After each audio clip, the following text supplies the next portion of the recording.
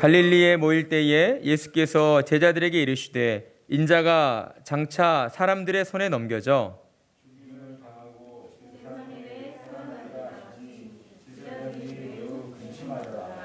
가버나움에 이르니 반세계를 받는 자들이 베드로에게 나와 이르되 너의 선생은 반세계를 내지 아니하느냐.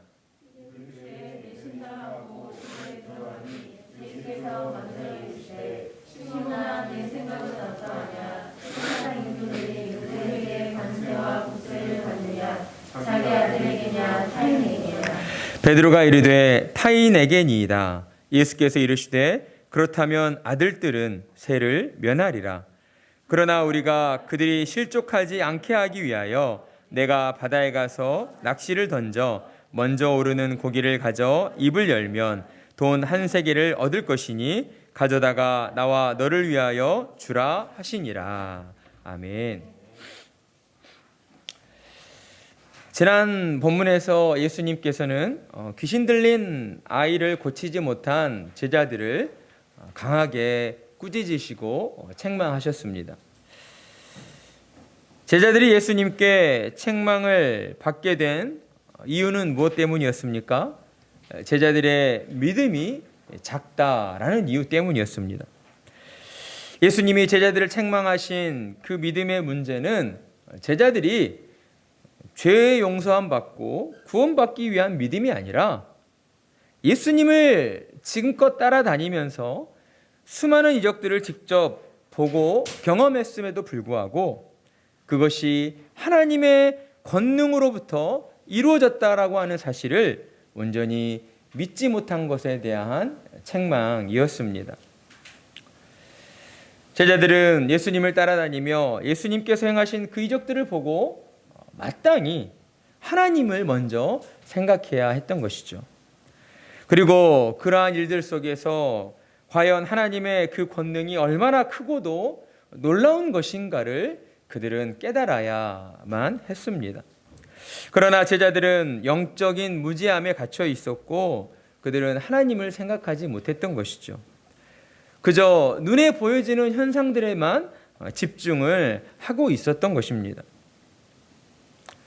그런 제자들은 하나님의 권능을 온전히 믿지 못하였고 그로 인해서 영적인 나태함과 교만에 빠져 있었던 것입니다. 그 결과로서 귀신 들린 아이를 고칠 수가 없었던 것이죠. 마태는 이러한 제자들의 모습을 예수님이 믿음이 작은 까닭이다라고 말씀하고 있지만 마가복음을 보게 되면 예수님께서는 제자들이 기도하지 않았기 때문이다 라고 말씀하셨다는 것을 우리가 알게 되었습니다. 마가복음 9장 29절의 말씀, 기도 외에 다른 곳으로는 이런 종류가 나갈 수 없느니라. 결과적으로 제자들이 귀신 들린 아이를 고치지 못한 것은 하나님의 권능을 온전히 믿지 못하여서 그들이 영적인 나태와 교만함에 빠지게 되었고 그 결과 어떠한 모습이 나타나게 된 것입니까? 하나님을 찾아야 할 때 찾지 못하는, 그래서 기도하지 못하는 그러한 잘못을 저지르고 있었다라는 것입니다. 예수님께서는 이처럼 기도하지 않는 제자들의 영적 나태와 교만을 알고 계셨고 이 사건을 통해서 제자들을 일깨우고자 하셨던 것입니다. 예수님께서는 오늘날 우리를 향해서도 이와 같은 말씀을 들려주시고 있는 것이죠.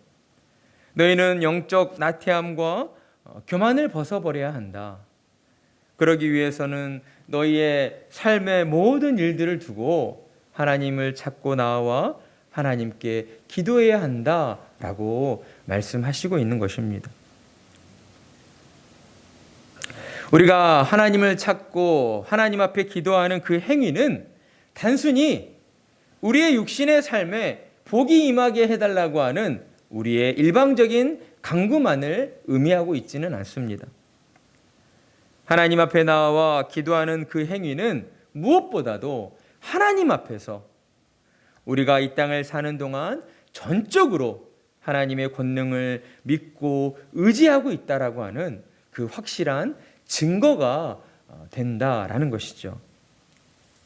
그리고 또한 우리는 기도를 통해서 하나님께서 역사하시는 축복의 통로로 쓰임받게 되는 것입니다. 그러니 우리는 이 땅을 사는 동안 아주 작은 일일지라도, 굳이 기도하지 않아도 될 일이라 할지라도 우리는 모든 일들을 먼저 하나님께 아뢰고 기도해야 하는 것입니다. 여러분의 모든 삶이 하나님께 아뢰는 기도를 통하여서 하나님께서 역사하여 주시는 축복의 통로로 쓰임받게 되기를 간절한 마음으로 축복합니다. 그리고 이어지는 오늘의 본문은 우리에게 크게 두 가지 사건을 보여주고 있습니다. 첫 번째는 22절에서 23절의 말씀으로 예수님이 다시 갈릴리로 돌아오신 후에 제자들에게 두 번째 순환 예고를 말씀하신 사건과 24절에서 27절로 이제 예수님이 가버나움으로 장소를 옮기셨을 때 성전세를 내야 한다는 그 사건에 대한 내용입니다. 첫 번째로 22절에서 23절의 말씀을 살펴보면 예수님께서는 제자들과 다시 갈릴리로 돌아오신 후에 이제 제자들을 모아두시고 아마 어떠한 거주지셨겠죠. 숙소로 제자들을 모아두시고 첫 번째 순환 예고에 이은 두 번째로 순환 당하실 것을 제자들에게 예고해 주시고 있습니다. 인자가 장차 사람들의 손에 넘겨져 죽임을 당하고 제3일에 살아나리라. 예수님의 이 순환 예고를 들은 제자들의 반응은 어떻습니까? 23절을 보면 제자들이 매우 근심하더라. 예수님의 말씀을 듣고 제자들이 매우 근심하였다라는 것을 우리는 알 수가 있습니다.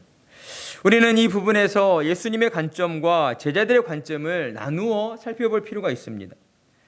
먼저 예수님의 관점에서 보게 되면 예수님은 왜 또다시 두 번째로 제자들에게 자신이 죽어야 하고 죽은 지 3일 만에 부활하게 된다라고 하는 이 순환 예고를 하셔야만 했던 것일까?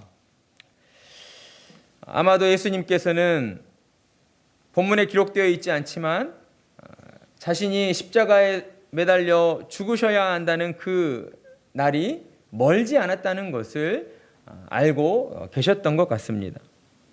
그러나 예수님 보실 때에 제자들의 마음은 이러한 예수님의 그 상황을 전혀 인식하지 못하고 있었던 것이죠. 제자들은 당시 유대인들이 생각했던 것처럼 이 땅에 메시아가 오게 되면 그 메시아는 세상의 왕으로 오셔서 이스라엘을 로마로부터 해방시켜 주시고 다윗 왕 때의 찬란했던 영광으로 회복시켜 주실 것이라고 하는 그러한 철석 같은 믿음을 가지고 있었던 것입니다. 이런 제자들의 마음을 아신 예수님께서는 장차 십자가에 매달려 죽음에 이르게 될 그 예수님의 모습을 보고 제자들이 혹여라도 실망하고 낙심하여 그들의 믿음이 약해지진 않을까 염려하셨던 것이죠. 예수님의 마음에는 온통 제자들을 향한 걱정으로 가득하였습니다. 그래서 예수님은 제자들의 그 믿음이 지금보다 더 성장하여서 예수님이 왜 십자가에 매달려 죽으셔야 하고 왜 부활하셔야 하는가를 온전히 깨닫게 되기를 원하고 계셨다라는 것입니다. 따라서 예수님께서는 마치 제자들에게 예방주사를 놓듯이 예수님이 궁극적으로 이루어셔야 할 일은 제자들이 기대하는 것과는 달리 사람들에게 붙잡혀 고난을 당하시고 죽임을 당하시고 3일 만에 다시 살아나셔야 하는 일이다라는 것을 그들에게 계속 말씀해 주시고 있는 것입니다. 그러나 제자들의 반응은 어떠했습니까? 예수님의 이 두 번째 순환 예고를 듣고 나서 깊은 근심에 빠졌다라고 우리에게 말씀하고 있습니다. 이러한 내용들로 볼 때에 아마도 제자들은 예수님이 16장 21절 이하에서 말씀하신 첫 번째 순환 예고를 들었을 때에는 아마 예수님의 그 말씀을 한 귀로 듣고 한 귀로 흘렸던 것 같습니다. 예수님이 말씀하신 그 순환 예고가 진짜 그렇게 이루어지는 일이 아니라 아마도 이번에도 예수님께서는 어떤 다른 의도를 가지고 어떤 다른 의미를 숨겨놓고 우리에게 저런 말씀을 하셨을 것이다 라고 생각을 했던 것이죠. 그런데 예수님께서 두 번째로 진지하게 제자들을 모아두고 또한 순환당하실 것을 말씀하시자 이제 제자들도 무언가 심상치 않구나 라는 것을 느끼게 되었던 것입니다. 그러나 여전히 제자들은 예수님께서 어떤 의도로 그런 말씀을 하셨는지 알지 못하였고 그로 인하여 혼란스러웠습니다. 왜냐하면 그들이 볼 때 예수님은 분명 메시아가 맞습니다. 베드로의 입술을 통해서도 주는 그리스도시요 살아계신 하나님의 아들이십니다 라고 고백도 하였습니다. 그러니 베드로와 제자들 사이에서는 예수님을 향하여서 분명 예수님은 메시아가 맞다라고 하는 그 믿음에 확신이 있었던 것이죠. 그런데 왜 예수님께서는 자꾸 사람들에게 붙잡혀 고난을 당하시고 죽임당하시고 그리고 나서 살아나셔야 하는가? 왜 저런 말씀을 하셔야 하는가에 대한 이해를 할 수가 없었던 것이죠. 그럼에도 불구하고 예수님께서는 그러한 제자들을 여전히 사랑하시며 걱정하고 계셨습니다. 어떻게 해서든 제자들의 그 믿음이 예수님의 십자가와 죽음을 깨닫고 이해할 수 있도록 그들의 믿음이 성장하게 되기를 간절히 원하고 계셨다라는 것이죠.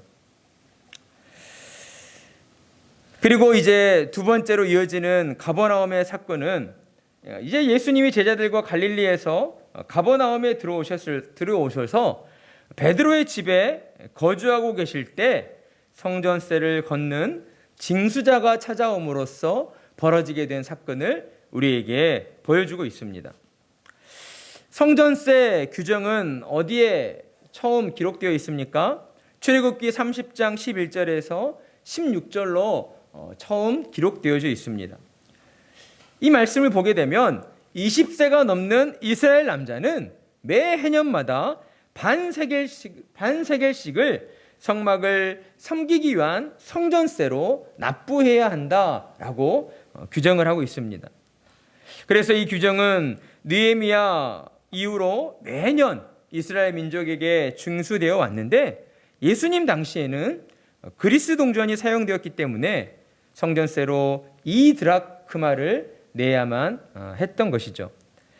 그리고 성전세와 관련해서는 예루살렘에 있는 제사장 그룹들이 이러한 성전세를 주관하였고 로마 법의 보장 아래에서 유대가 아닌 다른 타 지역에서도 성전세를 걷도록 징수자들을 파송하고 있었던 것입니다. 이러한 상황 속에서 예수님께서 이제 가버나움에 있는 베드로의 집에 거주하고 계실 때에 성전세를 걷는 징수자가 찾아오게 된 것이죠.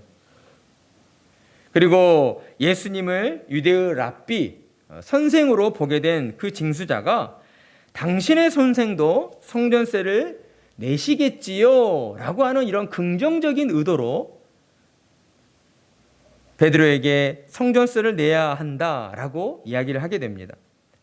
그러자 베드로도 예수님도 분명 이스라엘 사람이기 때문에 당연히 성전세를 내시는 게 맞다라는 생각을 가지고 내실 겁니다 라고 이야기를 하고 이제 집으로 들어와 예수님 앞에 서게 되는 것이죠.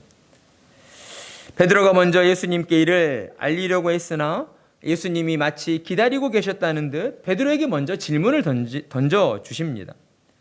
베드로야, 너의 생각은 어떠하냐? 세상의 임금들이 누구에게 관세와 국세를 받느냐? 세금을 누구에게 받느냐라는 질문이죠. 자기 아들에게냐? 아니면 타인에게냐? 오늘날은 이제 왕정 국가가 아니기 때문에 모든 사람들이 평등하다는 원리 하에서 대통령의 직계 가족들도 다 세금을 내게 되죠. 그러나 왕정 국가 시대에서는 왕이라고 하는 존재는 마치 신과 같은 존재였던 것입니다. 일반적인 평민의 사람들과는 다른 존재의 사람이다라고 하는 그런 의식을 가지고 있었어요. 그래서 왕은 하늘이 내려주셔야 왕이 된다라고 하는 그런 말도 있는 것이죠. 그래서 당시에 임금의 존재, 왕의 존재는 이러한 나라에서 걷는 관세나 국세나 세금과는 전혀 무관하다라고 할 수가 있었습니다. 따라서 예수님께서 질문하신 임금이 자기 아들에게냐라고 하신 이것은 아들만을 의미하는 것이 아니라 가족 전체를 의미한다고 할 수 있습니다. 그러니까 임금이 세금을 거둘 때에 자기 가족에게도 세금을 걷느냐 아니면 타인에게만 세금을 걷느냐라고 질문을 하신 것이죠. 예수님의 이 질문은 어린아이들도 대답할 수 있는 매우 상식적인 질문이었습니다. 왜냐하면 임금이 자기 가족에게 세금을 받는 일은 결코 말이 안 되는, 있을 수 없는 일이었기 때문이죠. 그래서 베드로는 예수님에게 당연하다는 듯 타인에게 세금을 걷습니다 라고 대답합니다. 그러자 예수님은 기다렸다는 듯이 그렇다면 아들들은 세를 면하리라 라고 하시며 베드로가 이해할 수 없는 그러한 말씀으로 대답을 해 주십니다.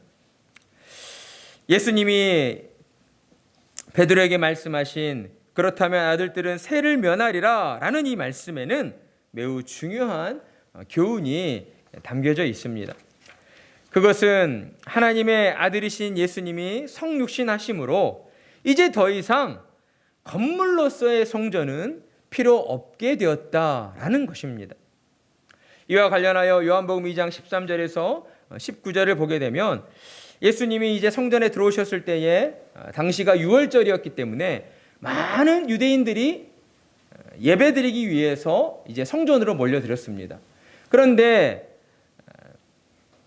율법의 규례에 의하여 성전에 나와서 제사 드릴 때, 예배 드릴 때에 빈손으로 나오면 안 되는 거였거든요. 그래서 규례에 따라서 예물로 바칠 이제 그 제물들을 사서 드려야 했습니다. 그런데 당시에 로마의 지배 속에서 이제 유대인들이 근동 지방으로 다 흩어져서, 그걸 우리가 디아스포라라고 하죠. 흩어졌다. 다 이렇게 흩어져서 먼 곳에 지내고 있었기 때문에 그 사람들은 이제 한 3일이며 일주일이며 이 시간을 걸려서 예루살렘까지 이동해 왔어야 했습니다. 그러다 보니 소나 양이나 비둘기나 이 제물로 드릴 예물들을 같이 구입해서 가지고 온다는 것이 매우 번거로웠던 것이죠. 그래서 이러한 번거로움을 대신해 주기 위해 이제 성전 앞에서 또는 성전 안에서 이러한 제사로 드릴 그러한 예물들을 판매하고 있었습니다. 예수님께서 그 모습을 보신 것이죠. 그래서 예수님은 장사하는 그 모습을 보시고 매우 화를 내시며 내 아버지의 집을 장사하는 집으로 만들지 말라라고 하셨습니다. 그리고 이어서 19절로 예수께서 대답하여 이르시되 너희가 이 성전을 헐라 내가 사흘 동안에 일으키리라 라고 말씀을 하신 겁니다. 예수님께서 이렇게 말씀하신 그 의미는 무엇이었습니까? 예수님은 과연 어떻게 예수님의 육체를 통해 하나님의 성전을 세우시겠다고 말씀을 하신 걸까요? 예수님께서는 십자가 위에서 자기의 육체를 찢고 죽으심으로 이를 믿는 모든 자의 영혼 가운데에 하나님이 거하시는 성전을 세우시겠다라는 의미로 그들에게 말씀을 하셨던 것이었습니다. 따라서 하나님께서 거하시는 성전은 이제 더 이상 건물이 아니었던 것이죠. 건물에 제한될 수가 없었던 것입니다. 예수님을 구주로 믿고 따르는 성도들의 그 육체, 그 몸과 영혼이 곧 하나님의 집인 성전이 되었다라는 것입니다. 그래서 바울은 고린도 교인들에게 고린도전서 6장 19절로 너희 몸은 너희가 하나님께로부터 받은 바 너희 가운데 계신 성령의 전인 줄을, 하나님의 전이라는 의미죠. 성령의 전인 줄을 알지 못하느냐? 너희는 너희 자신의 것이 아니라 라고 말씀하고 있습니다. 그러니까 예수를 그리스도로 영접한 성도들의 그 몸이야말로 하나님께서 거하고 계시는 하나님의 성전이다라는 것입니다. 그러나 당시 유대인들은 하나님께서 약속하신 메시아 예수께서 이 땅에 오셨음에도 불구하고 여전히 성전 사상에 사로잡혀 있었습니다. 예루살렘에 세워진 그 성전을 통해서만 하나님께서 임재하시고 또한 성전에서 예배 드린 그 예배만 하나님이 받으신다라고 하는 그러한 잘못된 신앙을 가지고 있었다라는 것이죠. 그래서 지금도 유대인들을 보면 어떻습니까? 유월절을 가장 큰 명절로 지키고 있는데 이제 예루살렘에 가보면 여러분 통곡의 벽이라고 아십니까? 예루살렘 성전이 바벨론의 침공으로 이제 다 무너져 버렸어요. 그래서 성벽 이제 그 일부 예루살렘 서쪽에 있는 성벽 일부만 남아 있는 상태입니다. 그 벽을 통곡의 벽이라고 하는데 지금도 유대인들은 유월절이 되면 그 통곡의 벽 앞에 모여서 수천 수만 명이 그 유월절 예배의 행사에 참여하고 있는 것입니다. 물론 예루살렘 성전이 역사적으로 중요하지 않다라는 그런 말씀은 아닙니다. 예루살렘 성전이 가지고 있는 역사적 의미는 매우 큽니다. 그러나 분명한 것은 예수님께서 성육신하셔서 십자가에서 육체를 찢으시고 보혈을 흘려주심으로 말미암아 이 땅의 모든 믿는 자들이 친히 하나님의 성전으로 들어갈 수 있도록 입구가 되어주셨다라고 하는 사실이 있다는 겁니다. 따라서 그리스도인들은 더 이상 성전을 건물로 인식하려 하는 그러한 사고를 가져서는 안 된다라는 것이죠. 그래서 개신교회는 특별히 하나님을 예배하는 장소를 예전처럼 성전이라 부르지 않고 예배당이라고 부르고 있는 것입니다. 성전이라는 그 의미는 유대인들이 가지고 있는 성전 사상과 그리고 로마 천주교에서 강조하였던 오직 교회를 통해서만 구원받는다고 하는 그러한 잘못된 교리의 의미들이 그 속에 담겨져 있기 때문이다라는 것이죠. 물론 우리들끼리는 서로 이해하는 범위 내에서는 표현할 수도 있습니다. 거룩한 장소이다라는 의미로 해석을 한다면 성전의 그 말이 무조건 잘못됐다라고 할 수는 없는 것이죠. 그러나 우리는 가급적 하나님을 예배하는 이 장소를 성전이라는 말보다는 교회당, 예배당이라고 불러야 하는 것입니다.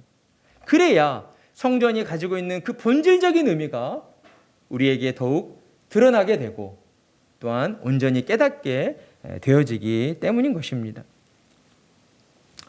그리고 이어지는 또 하나의 교훈은 무엇인가? 하나님께서 예수님을 구주로 믿고 따르는 성도들의 그 모임인 교회의 머리로 세우셨다라고 하는 사실입니다. 때문에 결과적으로 성전의 주관자는 누구이십니까?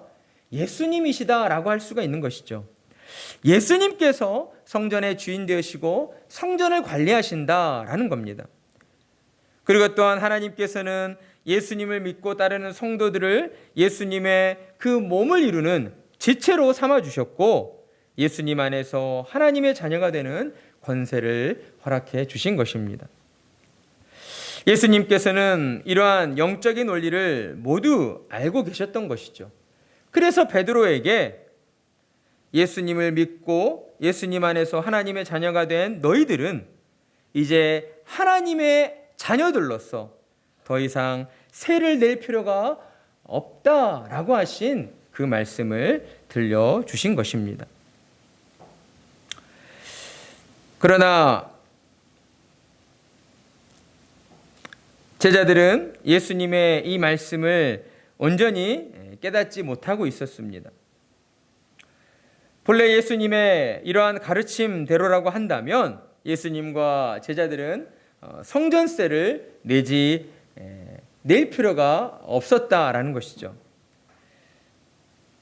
그러나 예수님께서는 제자들에게 가르쳐 주신 그 가르침과는 달리 예수님은 저들이 실족하지 않게 하기 위하여 우리가 성전세를 내야 한다라고 말씀해 주셨습니다. 바다에 나아가 고기를 잡아 첫 번째 물고기 입에서 한 세개를 얻어와서 내야 한다라고 말씀하신 것이죠. 우리는 여기서 한 세겔의 돈이 어떻게 물고기 입에 들어가게 되었는가 궁금해할 필요가 없습니다.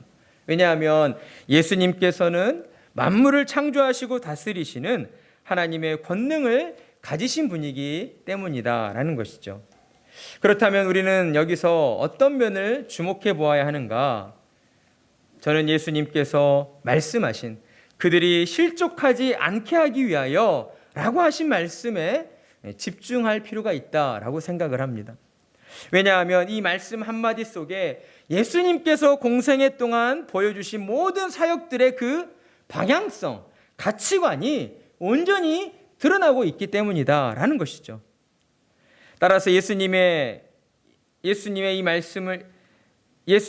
말씀을 하시며 교훈하신 가르침은 또한 오늘날 예수님을 믿고 따르는 모든 성도들이 반드시 가져야 하고 또한 지켜야 하는 그러한 믿음의 자세이다라고 할 수가 있을 것입니다.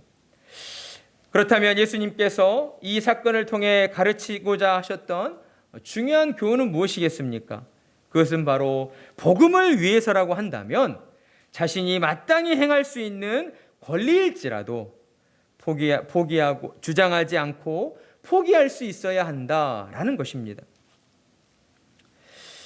우리가 잘 알고 있는 것처럼 예수님은 메시아이시고 또한 하나님의 아들이시며 하나님이 거하시는 성전의 주인 되시는 분이셨습니다. 그럼에도 불구하고 예수님은 자신이 가지고 있는 그 권한이 복음이 전해지는 일들에 단 1%라도 방해가 된다고 하면 기꺼이 자신의 모든 권리를 포기하셨다라는 것입니다. 왜 그러셨습니까? 예수님께서는 어떻게 해서든 단 한 사람, 단 한 영혼에게라도 복음이 전해지기를 그 무엇보다 간절히 원하고 계셨기 때문입니다. 또한 예수님께서는 성전세를 내지 않음으로써 일어나게 될 여러 가지 문제들과 또한 여러 가지 비본질적인 일들을 피하고자 하셨다라는 것이죠. 성전세를 내는 것은 당시에 율법에 규정된 것이었기 때문에 만약 예수님께서 성전세 내기를 거부하셨다면 예수님은 서기관들과 바리새인들로부터 엄청난 비난과 정죄를 받게 되었을 것입니다. 그리고 자연스레 제자들도 정죄받고 쫓겨다녀야 했고 그로 인하여 복음 전도가 힘을 잃게 되었을 것입니다.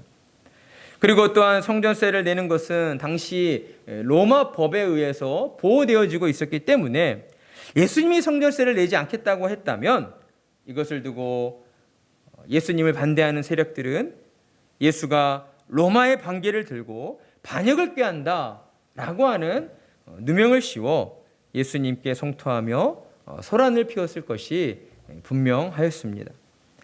그래서 예수님께서는 제자들에게 자신이 왜 성전세를 내지 않아도 되는가? 예수님이 성전세를 낼 의무가 없다는 것을 먼저 분명히 밝히신 다음에 사람들의 마음에 걸림이 되지 않도록 하기 위해서 무엇에 의한 걸림입니까? 복음이 전파되어지는 일에 대한 걸림이죠. 복음이 전해지는 일에 있어서 걸림돌이 되지 않도록 하기 위하여 나는 성전세를 낼 것이다 라고 우리에게 말씀을 하신 것입니다.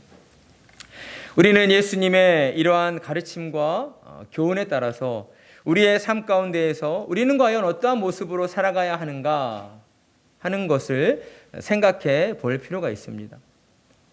예수님을 열심히 믿고 신앙 생활한다는 것으로 우리는 결코 율법적인 사람들이 되어서는 안 됩니다.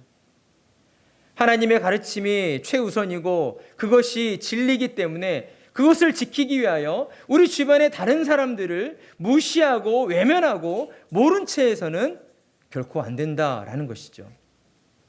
여러분, 이러한 예수님의 가르침을 우리가 잘 생각해 본다면 오늘날 코로나의 전염병으로 고통받고 있는 이 세상의 일들 속에서 과연 신자들이 세상에 믿지 않는 사람들을 어떻게 바라보아야 하고 어떻게 대해야 하는가 하는 그러한 기준이 세워질 수가 있는 것입니다. 우리는 코로나로 인하여 여러 가지 잘못된 말들과 여러 가지 잘못된 생각들로 또한 혼란에 빠져 있는 사람들을 그들을 품어주고 이해해주고 용납해주는 그런 자세를 가져야 한다라는 것이죠.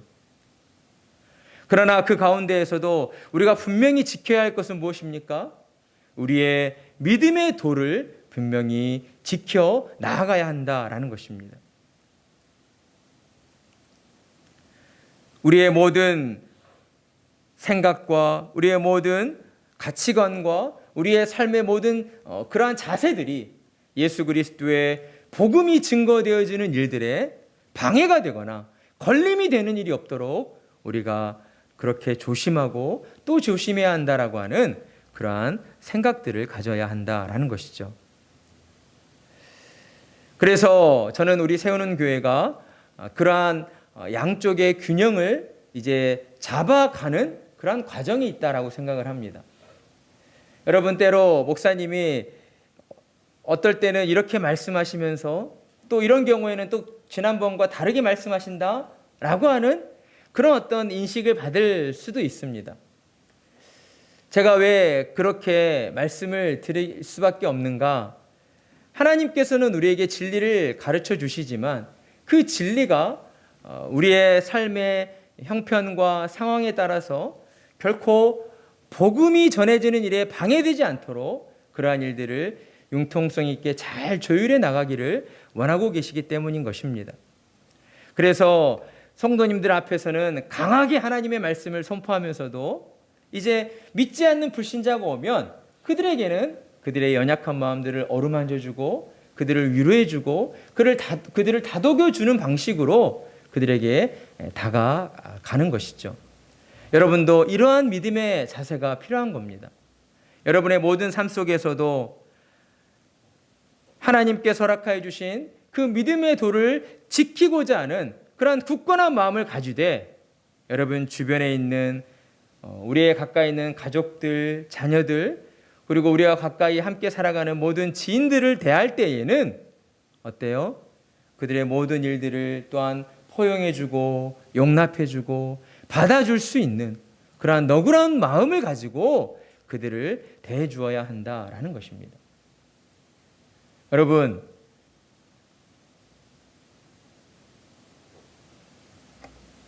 불교를 믿고 있는 사람들은